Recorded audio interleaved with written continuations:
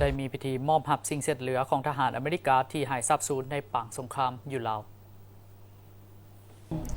ในวันที่ 2 มิถุนายน 2025 ที่สนามบินสากลปากเซนครปากเซแขวงจำปาสักได้มีการจัดพิธีมอบหับสิ่งเสร็จเหลือของทหารอเมริกาที่หายสาบสูญในป่างสงครามจุดลาวที่ได้ค้นพบจากการปฏิบัติงานห่วมภาคสนามของคณะวิชาการลาวอเมริกาในการสำรวจและขุดค้นเพื่อซอกหาห้องห้อยและสิ่งเสร็จเหลือของทหารอเมริกาที่หายสาบสูญในป่างสงครามจุดลาวครั้งที่ 4 ประจำศกปี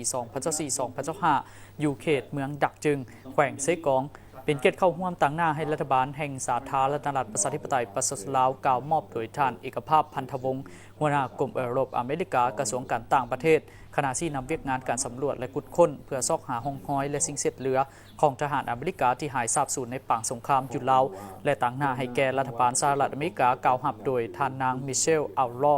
ห้องทูตอุปทูตสัวคาวสถานทูตสหรัฐอเมริกาประจำลาวโดยการเข้าร่วมเป็นพยานของภาคส่วนที่เกี่ยวข้องทั้งสองฝ่าย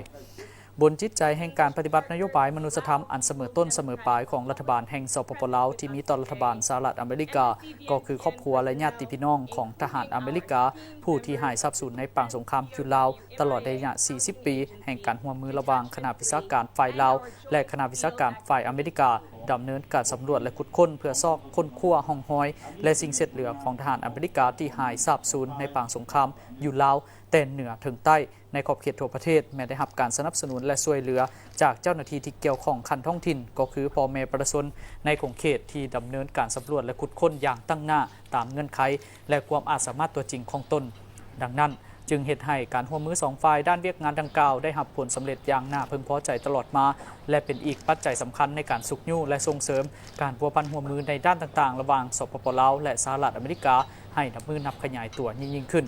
ผ่านการปฏิบัติงานร่วม2ฝ่ายลาวอเมริกาในระยะผ่านมาสามารถค้นพบสิ่งเศษเหลือของทหารอเมริกาที่ได้ยั่งยืนและส่งมอบให้ฝ่ายอเมริกาแล้วจำนวน290คนในจำนวนผู้หายสาบสูญทั้งหมด576คนหรือหลายกว่า50ส่วนห้อยซึ่งยังอีก286คนที่จำเป็นจะต้องได้สืบต่อมีการสำรวจและขุดค้นต่อไป